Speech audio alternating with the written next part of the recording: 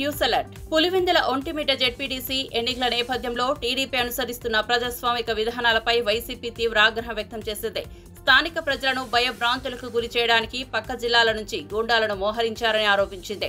నల్లగొండవారిపాలెం గ్రామంలో ఎమ్మెల్సీ రమేష్ యాదవ్, నేతలు వేల్పుల రాము, వెంకటాద్రిరెడ్డి వాహనాన్ని టీడీపీ గూండాలు అడ్డుపెట్టుకుని ఇనుప రాడ్లు, కర్రలతో ధ్వంసం చేసి దాడి చేసినట్లు ఆరోపించారు.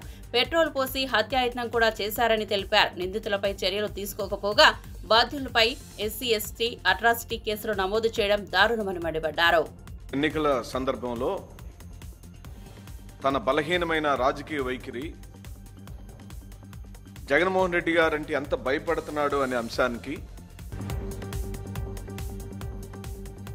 ఈ సంఘటనలన్నీ కూడా మనకి పులివెందుల జెడ్పీటీసీ సెగ్మెంట్కు, ఒంటిమిట్ట సెగ్మెంట్కు జరుగుతున్న ఎన్నికలలో బహిర్గతమైపోయింది.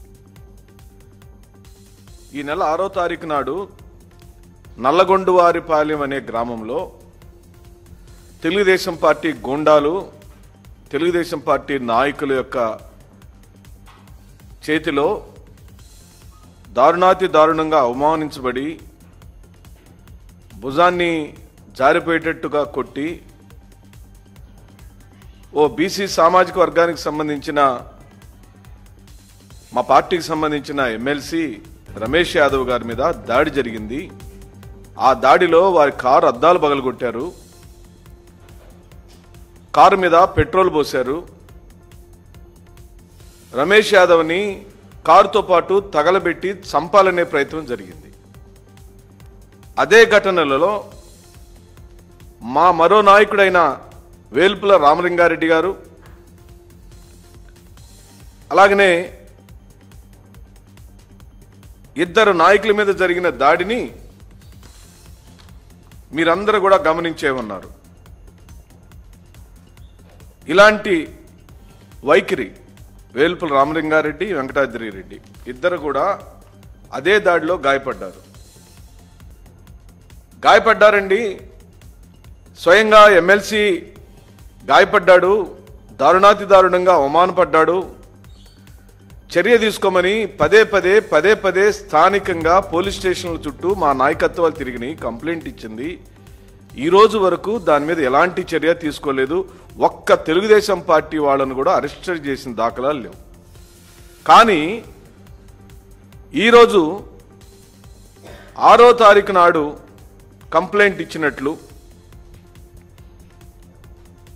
ఎవరు ఒక ఎస్సీ సామాజిక వర్గానికి సంబంధించిన వ్యక్తి ద్వారా, ధనుంజయ్ అనే వ్యక్తి ద్వారా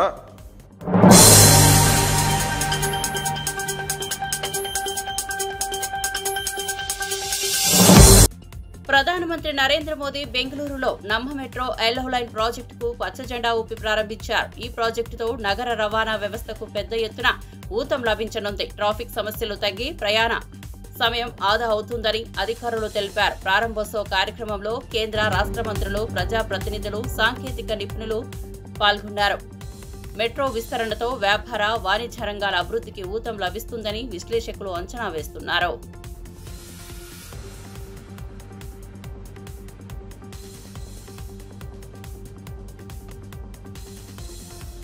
बेंगलुरु मेट्रो की येलो लाइन, जहां पर तमाम स्टेशन का जिक्र करेंगे, इसमें 16 स्टेशन मौजूद हैं और बेंगलुरु की नम्मा मेट्रो येलो लाइन का उद्घाटन प्रधानमंत्री जो है उन्होंने कर दिया है और खास तौर पर सबसे ज्यादा ट्रैफिक वाला जो हिस्सा, आखिरकार मेट्रो का सफर क्यों करता है इंसान, तो ये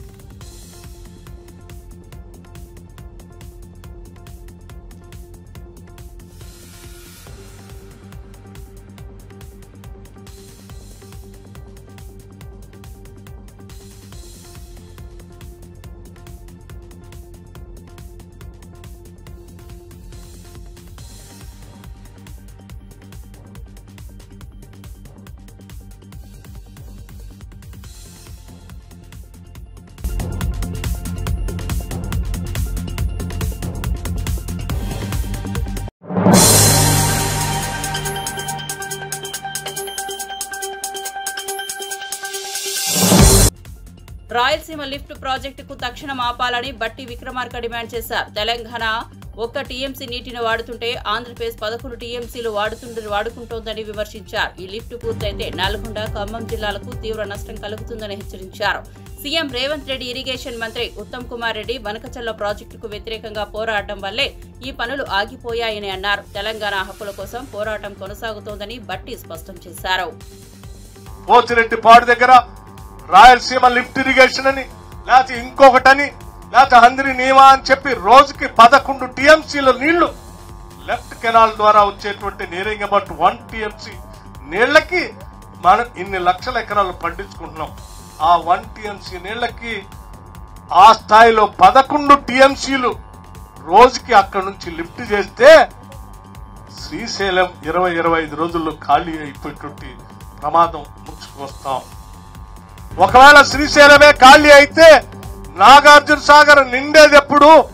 లెఫ్ట్ కెనాల్లో ఉన్నటువంటి టేలేన్ లో ఉన్న సెకండ్ జోన్ లో ఉన్న మా భూములకి నీళ్లు వచ్చేది ఎప్పుడని చాలా పెద్ద ఎత్తున ఆందోళన చెంది ఆనాడు కాంగ్రెస్ పార్టీ మీ నాయకత్వంలోనే ఆనాడు రాష్ట్ర కాంగ్రెస్ కమిటీ అధ్యక్షుడిగా మీరుంటే అనేక సందర్భాల్లో బయట మనం ప్రజెంటేషన్స్ ఇవ్వటమే కాదు, శాసనసభలో బయట కూడా మాట్లాడాం.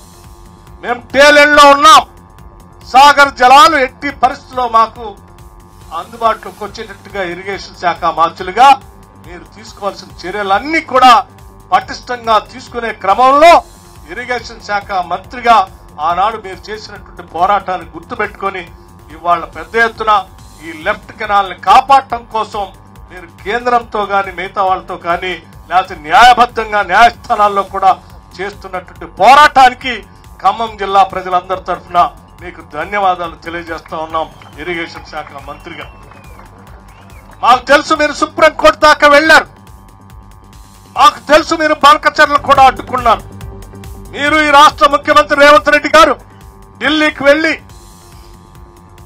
ఇరిగేషన్ సంబంధించి జలవనరుల శాఖ మంత్రితో కాకుండా అవసరమైతే కోర్టులో కూడా వేస్తామని చెప్పి అడ్డంగా మీరు నిటారుగా నిలబడ్డారు కాబట్టే ఇవాళ బనకచర్లైనా ఆగింది, లేకపోతే రాయలసీమ దగ్గర లిఫ్ట్ చేసే నీళ్లైనా ఆగాయి. మీ శ్రమని తప్పనిసరిగా ఈ లిఫ్ట్ ఇరిగేషన్ ఈ జవహర్ లిఫ్ట్ ఇరిగేషన్ ద్వారా నీళ్లు పొందుతున్న మేమే కాదు, ఈ లెఫ్ట్ కెనాల్ ద్వారా నీళ్లు పారేటువంటి సాగర్ రైతాంగ ఆయకట్టు సోదరులు అందరం తరఫున మీకు మేము ప్రత్యేకంగా ముఖ్యమంత్రికి మీకు ధన్యవాదాలు తెలియజేస్తాం.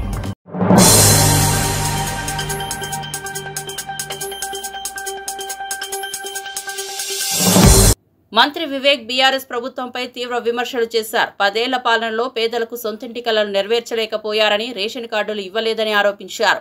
అయితే కాళేశ్వరం పేరుతో 1,00,000 కోట్ల రూపాయలు ఖర్చు చేశారని విమర్శించారు. కాంగ్రెస్ ప్రభుత్వం అధికారంలోకి వచ్చాక పేదలకు ఇందిరమ్మ ఇళ్ల పథకం కింద గృహాలను అందజేస్తున్నామని, ఇప్పటి వరకు దాదాపు 10 లక్షల రేషన్ కార్డులు మంజూరు చేశామని తెలిపారు. పేదల సంక్షేమమే తమ ప్రభుత్వ ప్రాధాన్యత అని, అభివృద్ధి కార్యక్రమాల్లో వెనకడుగు ఉండదని స్పష్టం చేశారు.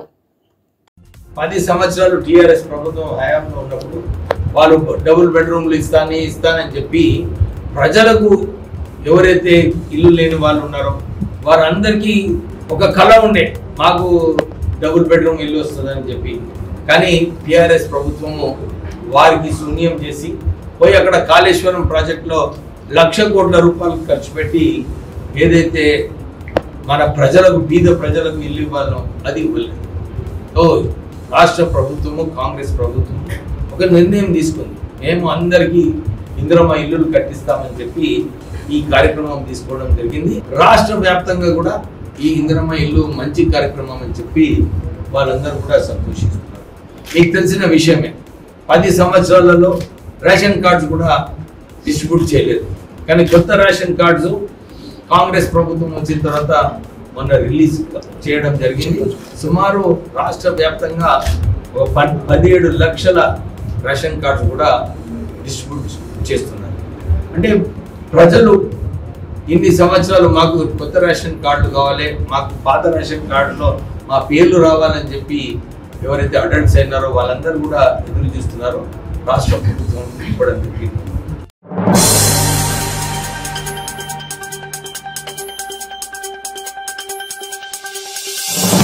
కొండా మురళి తనపై వచ్చిన అంశంపై క్రమశిక్షణ కమిటీకి వివరణ ఇచ్చినట్లు తెలిపారు. తాను ఇచ్చిన సమాధానంతో కమిటీ సంతృప్తి చెందిందని చెప్పారు.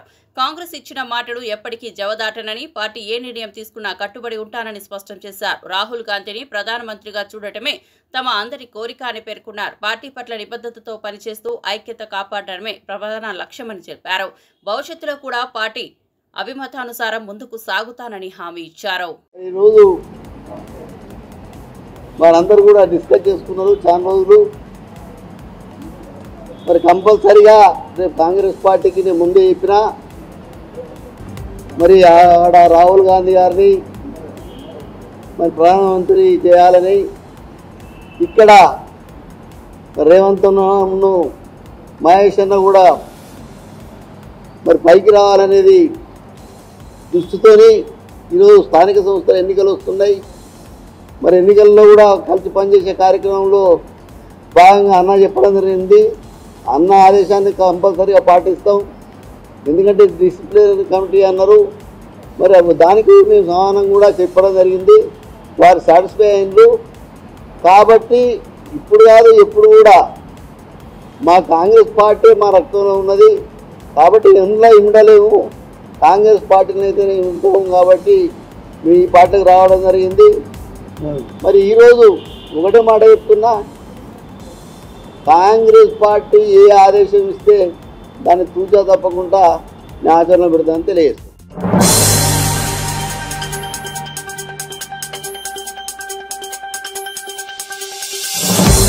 మల్లిరవి మాట్లాడుతూ కొండామురళి ఇష్యూను ఓ కొలిక్కి తెచ్చినట్లు తెలిపారు. వరంగల్ నేతల మధ్య ఉన్న విభేదాలు, అనిరుద్ రెడ్డి అంశంపై విస్తృతంగా చర్చించామని చెప్పారు. భవిష్యత్తులో కలిసికట్టుగా పనిచేసేందుకు అందరూ నేతలు అంగీకరించినట్లు వెల్లడించారు. కోమటిరెడ్డి రాజగోపాల్ రెడ్డి సబ్జెక్ట్ తమ దృష్టికి రాలేదని స్పష్టం చేశారు. పార్టీ ఐక్యత కోసం అందరూ సహకరించాలని, అంతర్గత విభేదాలను పక్కన పెట్టి ప్రజాసేవకే ప్రాధాన్యం ఇవ్వాలని పిలుపునిచ్చారు. మీటింగ్ జరిగింది. 2 గంటలు చర్చ చేయడం జరిగింది. చర్చ అయిన తర్వాత వరంగల్కు సంబంధించినటువంటి ఎమ్మెల్యేలు కొండమురళి గారు సబ్జెక్టుని ఒక కొలిక్కి తీసుకుని రావడం జరిగింది. అదే రకంగా చర్చల్లో ఎమ్మెల్యే మన అనిరుద్ రెడ్డి గారు వారి దాని మీద ఒక ఫైనల్ నిర్ణయానికి వచ్చి 4 మెంబర్స్ ఉన్నాం. మళ్ళీ నేను అందరం యునానిమస్గా ఒక నిర్ణయానికి వచ్చాం. భవిష్యత్తులో కాంగ్రెస్ పార్టీ కోసం కలిసికట్టుగా పనిచేయడానికి ఒప్పుకున్నారు. కాబట్టి ఈ నిర్ణయం జరిగింది. ఈ విషయాన్ని మేము పిసిసి ప్రెసిడెంట్ మీనాక్షి నటరాజన్ గారు, సీఎం గారు వారి దృష్టికి మీకు వివరాలన్నీ తర్వాత చెప్తాం. కోమటిరెడ్డి రాజగోపాల్ రెడ్డి గారి సబ్జెక్టు ఇంకా మా కమిటీ దృష్టికి రాలేదు. వచ్చిన వెంటనే తెలుసుకొని మాట్లాడి ఇక్కడ జరిగేది ఏంటంటే, నాకు కొండమురళి కానీ ఎమ్మెల్యేలు కానీ 2 లెటర్స్ వచ్చినాయి. మీరు ఒక లెటర్ ఇచ్చారు, వారు ఒక లెటర్ ఇచ్చారు. అట్లే దాని మీద కూడా లెటర్ వచ్చింది. ఎవరు మన అనిరుద్ రెడ్డి మీద. అందువల్ల వచ్చిన వాటి మీద నిర్ణయం తీసుకున్నాం. మళ్ళీ వచ్చే దాని మీద కూడా తీసుకుంటాం. ఎప్పుడొస్తే చూసుకొని మీడియా వాళ్ళని పిలిచి మాట్లాడి ఈరోజు ఏ రకంగా చేస్తామో అదే రకంగా చేస్తామని మీకు తెలియజేస్తున్నాం.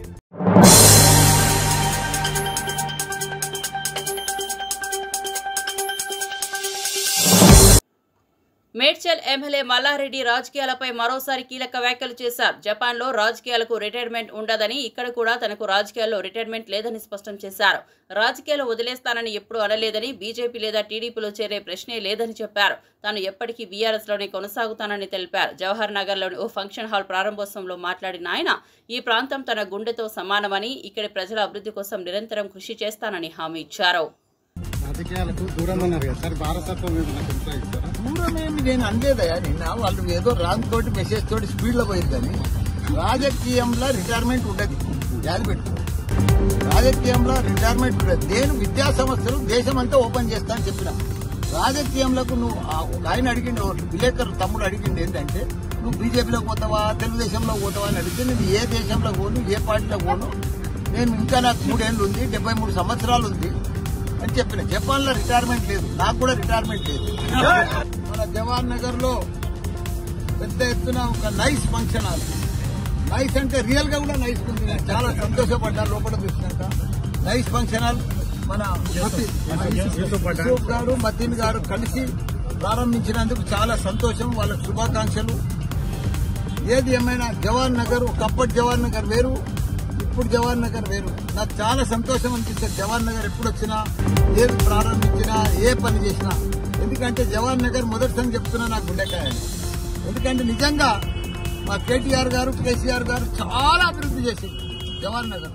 ప్రిస్టేజ్ గా తీసుకొని 320 ఎకరాలు కూడా మన అల్లకెళ్ళి సీలింగ్ లో తీసేసి పెద్ద ఎత్తున ప్రజలకు అందరు కూడా పట్టాలు చేసి 59 జీవో కింద రకరకాలుగా ఎంతో మంది పేద ప్రజలకు పట్టాలు ఇప్పించి, అదే మాదిరిగా ప్రతి ఇంటికి కూడా రూపాయి కనెక్షన్, ఎన్నో రిజర్వాయర్లు కట్టించి వాళ్ళందరికీ కూడా నీళ్లు ఇచ్చిన ఘనత మన కేటీఆర్, కేసీఆర్. ఇప్పుడు చూస్తే ఒక పట్టణంలో అయిపోయింది. ఇప్పుడు మనం ఈ మెయిన్ రోడ్ చూస్తే మనకు అద్భుతం అనిపిస్తుంది. ఎందుకంటే హ్యాబిట్స్ మాదిరిగా అయిపోయింది మెయిన్ రోడ్ జవహర్ నగర్. ఒకప్పటి జవహర్ నగర్ కు ఇప్పటి జవహర్ నగర్ కు చాలా మారిపోయింది. ఎంతో మంది ప్రజలకు తక్కువ ధరకు ఇక్కడ ఇల్లు కొనుక్కొని, ఇక్కడ జవహర్ నగర్ అంటేనే గవర్నమెంట్ ల్యాండ్, ఇంకా వేరే ఆల్టర్నేటివ్ ఏం లేదు, అంతా గవర్నమెంట్ ల్యాండే. అయినా మన టీఆర్ఎస్ ప్రభుత్వం మంచిగా వాళ్ళకు ప్రభుత్వం ల్యాండ్ అంతా కూడా పట్టా చేసి, వాళ్ళకు అంతా కూడా పట్టాలు ఇచ్చి, వాళ్ళకందరూ కూడా నీళ్లు ఇచ్చి, కరెంట్ ఇచ్చి, పర్ఫెక్ట్ అన్ని రకాలు కూడా రోడ్లు లేపించి, కోట్ల రూపాయలు ఖర్చు పెట్టి అభివృద్ధి చేసిన ఘనత మన కేసీఆర్. ఎందుకంటే ఇప్పుడు జవహర్ నగర్ ఒక పట్టణం అయిపోయింది, ఓ మున్సిపాలిటీ అయిపోయింది. ఇప్పుడు జీహెచ్ఎంసీలో కలుపుతున్నట్టున్నారు, కానీ అది చాలా బాధాకరం ఉంది. 28 మంది కార్పొరేటర్లు బాగా వాళ్ళ సొంతం లెక్క కష్టపడి బాగా అభివృద్ధి చేసేట్టు ఇప్పుడు చూస్తున్నాం. జవహర్ నగర్ ను వాసన రాకుండా క్యాపింగ్ చేసి 144 కోట్లతోటి మొత్తం ఆ రామ్కీ వాళ్ళని అందరూ కట్టడి చేస్తే, ఇప్పుడు రామ్కీ వాళ్ళని కాంగ్రెస్ ప్రభుత్వం వచ్చింది, రామ్కీ కట్టడి పోయింది. ఇంకో చెత్తకుట్ట ఇంకోటి తయారైంది, మళ్ళా వాసన సురువు అయింది. ఇక్కడ గాని జవహర్ నగర్ గాని, అదే గాని దమ్మాయిగూడెం గాని, నాగారం గాని మళ్ళా వాసన వస్తుంది. దాన్ని కట్టడి చేస్తలేరు. 4 దిక్కుల 4 డంపింగ్ యార్డు పెట్టాలని పెట్టలేదు, బాధాకరణం అవుతుంది. రామ్కి వాళ్ళది ఆ చెత్తకుండి బంద్ చేస్తే చాలా బాగుంటుందని మనం.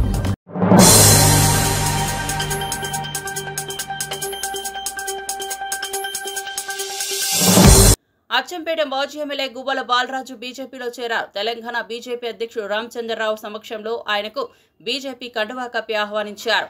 ఈ కార్యక్రమంలో బీజేపీ ఎంపీ లక్ష్మణ్, పలువురు సీనియర్ నేతలు, గువ్వల బాలరాజు అనుచరులు పాల్గొన్నారు. పార్టీ సిద్ధాంతాలు, అభివృద్ధి పథకాలు తనను ఆకర్షించాయని బాలరాజు తెలిపారు. ప్రజల సేవ కోసం బీజేపీ వేదికగా కృషి చేస్తారని, ప్రాంతీయ సమస్యల పరిష్కారమే తన ప్రధాన లక్ష్యమని హామీ ఇచ్చారు.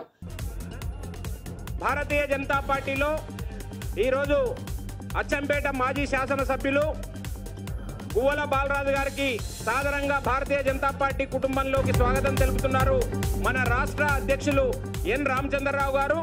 వారిని ఇప్పుడు భారతీయ జనతా పార్టీలోకి గువ్వల బాలరాజు గారిని సాధారణంగా ఆహ్వానిస్తూ కండువా కప్పి వారిని భారతీయ జనతా పార్టీలోకి ఆహ్వానించడం జరుగుతూ ఉంది. వారికి స్వాగతం, సుస్వాగతం.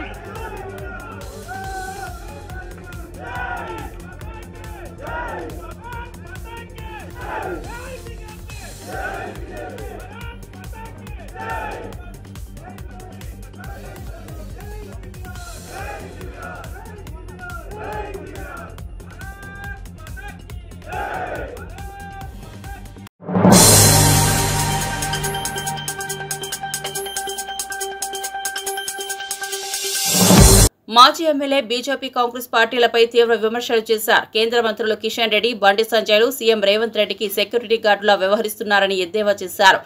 తెలంగాణ నుంచి కాంగ్రెస్, బీజేపీ పార్టీలకు చెరి 8 మంది ఎంపీలు ఉన్నా రైతులకు, ప్రజలకు ఏ ప్రయోజనమూ చేకూరలేదని అన్నారు. ముఖ్యంగా యూరియా వంటి కీలక ఎరువులు ఇప్పించడంలో బీజేపీ నేతలు నిస్సహాయ స్థితిలో ఉన్నారని మండిపడ్డారు. ప్రజా సమస్యల పరిష్కారంలో విఫలమవుతున్న ఈ 2 పార్టీలను ప్రజలు గమనిస్తున్నారని హెచ్చరించారు.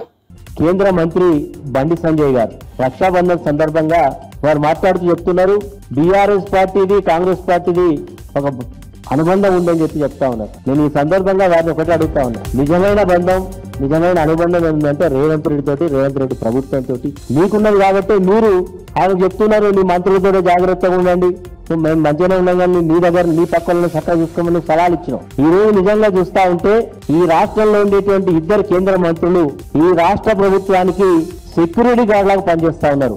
ఈ రాష్ట్ర ప్రభుత్వం చేస్తున్నటువంటి ప్రజా వ్యతిరేక విధానాలు గాని, వైఫల్యాలు గాని ఈ రోజు వాళ్ళకి కనబడడం లేదు. బండి సంజయ్ గారు, మీరు కేంద్ర మంత్రి అన్న విషయం మీరు మర్చిపోయారా, లేకపోతే మీరు ఏమనుకుంటా ఉన్నారో అర్థం కాదు. ఈ రోజు ఒక బాధ్యత కలిగినటువంటి ఊరాలో ఉన్న మీరు పూర్తి బాధ్యత రాహిత్యంతో మాట్లాడుతూ ఉన్నారు. ఈ ప్రభుత్వం చేసేటువంటి వైఫల్యాలను మేము క్షేత్రస్థాయిలో తీసుకెళ్ళలేకపోతున్నామని మీ శ్రేణులు చర్చించుకుంటా ఉన్నారు. మీరు ఈరోజు గతంలో మీరు ఎమ్మెల్యేలుగా ఓడిపోయిన వాళ్ళు ఈరోజు నరేంద్ర మోడీ గారి పుణ్యం వల్ల మీరు ఎంపీలు ఉండొచ్చు. అయ్యా, మిమ్మల్ని 8 మంది రోజు ఎంపీలుగా గెలిపించిండ్రు. ఈ 2 నెలల్లో మీరు ఈ తెలంగాణ రాష్ట్ర ప్రయోజనాల కొరకు తీసుకొచ్చిన నిధులేంది? మీరు తీసుకొచ్చిన గొప్పదనం ఏంది? ప్రతిపక్షం చెప్పేటువంటి 8 మంది పార్లమెంట్ సభ్యుల పాత్ర ఏంది? అంటే వీరి వల్ల ఏమి కాదు, వీళ్ళు వచ్చుడు తప్ప ఈ రాష్ట్రానికి ఒరిగింది కానీ జరిగింది కానీ ఏమి.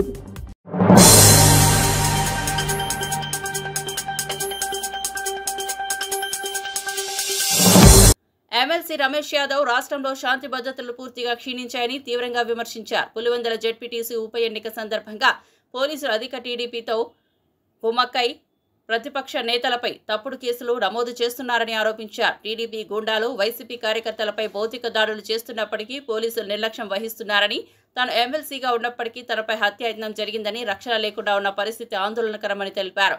బీసీ నేతలపై టీడీపీ వివక్ష స్పష్టమైందని, డీజీపీకి ఫిర్యాదులు చేసినా స్పందన లభించలేదని మండిపడ్డారు. పోలీసుల ఒంటిపైన ఉండే 3 సింహాలు నీతికి, నిజాయితీకి, ధైర్యానికి మారుపేరనేసి మేము అనుకునేవాళ్ళం.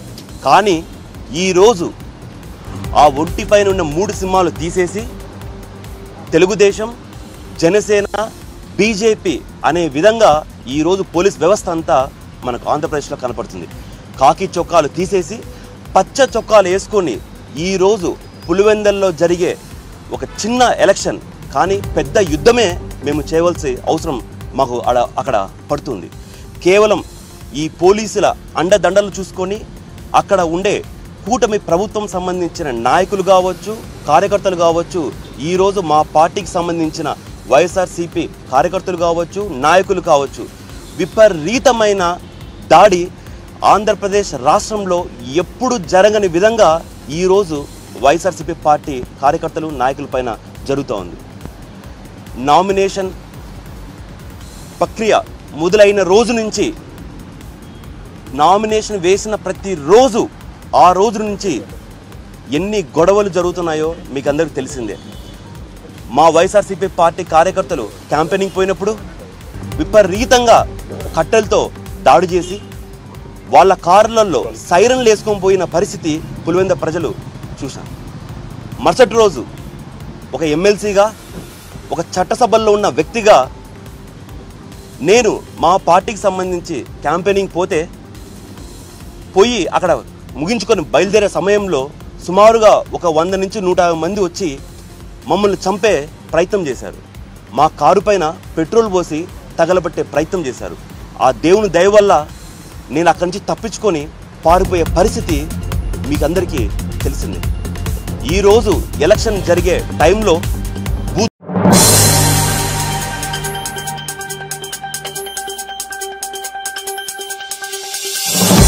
పల్నాడు జిల్లా దాచేపల్లి బీసీ బాలుర హాస్టల్లో ఇంటర్ విద్యార్థిపై డిగ్రీ విద్యార్థి ర్యాగింగ్ చేసి కరెంట్ షాక్తో చంపాలని యత్నించడం తీవ్ర ఆందోళన కలిగించిందని వైసీపీ విద్యార్థి విభాగం వర్కింగ్ ప్రెసిడెంట్ రవిచంద్ర మండిపడ్డారు. రాష్ట్రంలోని బీసీ హాస్టళ్లలో విద్యాసంస్థల్లో విద్యార్థులకు రక్షణ లేకుండా పోయిందని బీసీ సంక్షేమ శాఖ మంత్రి సవిత ఒక్కరోజైనా హాస్టళ్లలో పరిస్థితులు తెలుసుకోవాలని సవాల్ చేశారు. ప్రభుత్వం ఇప్పటికైనా చర్యలు తీసుకోకపోతే వైసీపీ తరపున బలమైన పోరాటం చేస్తామని హెచ్చరించారు. జిల్లా దాచేపల్లి బీసీ బాలుర హాస్టల్లో ఇంటర్మీడియట్ విద్యార్థి పైన డిగ్రీ విద్యార్థి ర్యాగింగ్ కు పాల్పడి చాలా దుర్మార్గంగా కరెంట్ షాక్ పెట్టి హత్యాయత్నానికి పాల్పడ్డాడు. ఈ రాష్ట్రంలో సంక్షేమ వసతి గృహాల్లో, విద్యా సంస్థల్లో విద్యార్థులకి ఏమాత్రము కూటమి ప్రభుత్వంలో రక్షణ లేకుండా పోయింది. ఒక జూనియర్ కళాశాల విద్యార్థిని డిగ్రీ కాలేజీ విద్యార్థి హాస్టల్కు పిలిపించుకొని తోటి విద్యార్థులతోటి చాలా అమానవీయకరంగా దాడికి పాల్పడమే కాదు, ర్యాగింగ్ చేసి చాలా అవమానకరం చేసి విద్యార్థి పైన కరెంట్ షాక్ తోటి హత్యాయత్నానికి పాల్పడడం అనేది చాలా దుర్మార్గమైన చర్య. విద్యా సంస్థల్లో విద్యార్థులకు రక్షణే కాదు, చదువుకుంటూ పడింది, రక్షణ లేకుండా పోయింది. కూటమి ప్రభుత్వంలో విద్యార్థుల దుస్థితి చాలా అధోగతి పాలైన పరిస్థితి ఈ సంవత్సరన్నర కాలంలో నెలకొని ఉంది. ముఖ్యంగా బీసీ హాస్టల్ గురించి పదే నొక్కి ఒక్కానిస్తున్న బీసీ సంక్షేమ శాఖ మంత్రి సవిత గారు మీ బీసీ హాస్టళ్లలో విద్యార్థులపైన యథేచ్ఛగా దాడులు జరుగుతామని, హత్యాయత్నాలు జరుగుతామని, కరెంట్ షాక్ పెట్టి పైశాచిక ఆనందం పొందుతున్న విద్యార్థులు గంజాయి మద్యం సేవించి తోటి విద్యార్థులపైన సీనియర్లు దాడులు పాల్పడతా ఉంటే మీరు బీసీ సంక్షేమ శాఖ మంత్రిగా మీరేం చేస్తున్నారు? మీ పరిశీలన ఎలా ఉంది? సంక్షేమాధికారులు నిరంతర పర్యవేక్షణ ఈ హాస్టళ్లలో నెలకొని ఉంది. ఒక జూనియర్ కళాశాల విద్యార్థి పైన డిగ్రీ కాలేజీ విద్యార్థి తన స్నేహితులతోటి దాడి చేసి కరెంట్ షాక్ తోటి హత్యాయత్నం ప్రయత్నం చేస్తా ఉంటే హాస్టళ్ల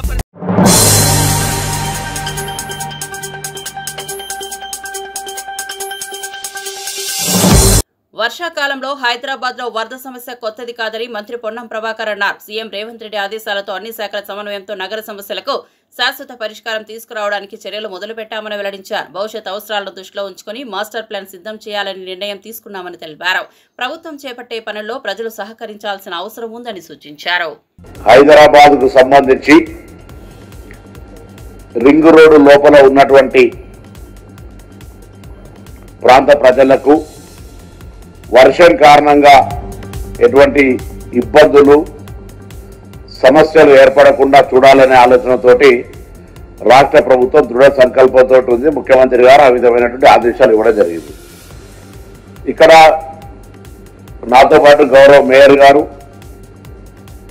అదేవిధంగా జిహెచ్ఎంసీ కమిషనర్ గారు, హైడ్రా కమిషనర్ గారు, ట్రాఫిక్ సంబంధించినటువంటి సిపి గారు, మెట్రో వాటర్ వర్క్స్ ఎండి గారు, దాని తదుపరి రెవెన్యూ పరంగా జాయింట్ కలెక్టర్ గారు, ఎలక్ట్రిసిటీకి సంబంధించి అదేవిధంగా జోనల్ కమిషనర్స్ అందరం కూడా హైదరాబాద్ కు సంబంధించిన మంచి చెడు ప్రజల ఇబ్బంది అన్ని రకాలుగా వ్యవస్థను బాధ్యతగా పరిష్కరించే వ్యక్తులందరూ కూడా ఇక్కడ గౌరవ మేయర్ గారితో పాటుగా మేమందరం ఉన్నాం. ప్రజలకు ఒక విశ్వాసం ఇవ్వాల్సుకున్నాం. ఎక్కడ కూడా ఇప్పుడు ఇంత పెద్ద ఎత్తున ఇబ్బందికరమైనటువంటి తాత్కాలిక ట్రాఫిక్ జామో లేకపోతే రోడ్లపై నీళ్లు వచ్చినప్పటికీ కూడా ఎక్కడ కూడా ఎటువంటి ప్రాణ నష్టం కానీ లేదా ఇతరత్ర ఆస్తి నష్టానికి సంబంధించినటువంటి పెద్ద ఇబ్బందికర పరిస్థితులు ఏం రాలేదు. ఎందుకంటే ఎఫిషియెంట్ గా మేనేజ్మెంట్ ఎప్పటికప్పుడు జరుగుతూ ఉంది. ఇది ఈ రోజు ఒకటే రోజు వచ్చినటువంటి సమస్య కాదు. 1931లో జనాభాకు అనుగుణంగా ఏర్పరిచిన తరువాతి ఆనాడు ఉన్నటువంటి డ్రైన్ సిస్టమ్ కావచ్చు, డ్రింకింగ్ వాటర్ సిస్టమ్ కావచ్చు, లేకపోతే రోడ్స్ కావచ్చు, ఎలక్ట్రిసిటీ కావచ్చు ఉన్నదాన్ని తాత్కాలికంగా ఎవరిని ఇప్పుడు మనం విమర్శించేది కాదు. కానీ ఉన్నటువంటి సందర్భాల లోపల అప్పటికప్పుడు రిక్వైర్మెంట్ ప్రకారంగా ఎక్స్పాన్షన్ చేసుకుంటూ పోయినా తప్ప భవిష్యత్తుకు సంబంధించినటువంటి ఒక ప్రణాళిక అనేటువంటిది ఏం చేసుకోలేదు. అది ఇప్పుడు గౌరవ ముఖ్యమంత్రి గారు శాఖ వారి దగ్గర ఉంచి భవిష్యత్తు ప్రణాళికకు సంబంధించి హైదరాబాద్ లో త్రాగునీటికి సంబంధించి కావచ్చు లేదా ఇతరత్ర అన్ని రకాల అంశాలకు సంబంధించి ఒక స్పెసిఫిక్ గా అన్ని విభాగాల సమన్వయంతో అనేక సందర్భాల్లో రివ్యూ చేసి ఒక కార్యాచరణ తీసుకొని అందుకు సంబంధించి ఒక ఈ మధ్యలో జీవో కూడా ఏర్పాటు చేశారు. అదంతా కూడా సర్వే జరుగుతూ ఉంది. ఇప్పుడు ప్రస్తుతానికి అది రాబోయే కాలానికి సంబంధించి తీసుకునే నిర్ణయం. ఇప్పుడు ప్రస్తుతానికి జరుగుతున్న సందర్భంలో మేము ప్రజలను కోరుతా ఉన్నా, ఎక్కడైనా ఏదైనా ఇబ్బంది వస్తే వెంటనే ఈ శాఖ ఆ శాఖ అనేది లేకుండా మీకు అందుబాటులో ఉన్నటువంటి ఏ వ్యవస్థ అయినా, అది రెవెన్యూ కావచ్చు, ఎలక్ట్రిసిటీ కావచ్చు, పోలీసు కావచ్చు, హైడ్రా కావచ్చు, జిహెచ్ఎంసీ కావచ్చు, ఎవరైనా సరే వాళ్ళ సహకారం తీసుకొని ఆ సమస్యను దాన్ని అధిగమించే విధంగా ముందు ఆ యొక్క ఎపిసోడ్ నుంచి బయటికి రావాలని కోరుతా ఉన్నా.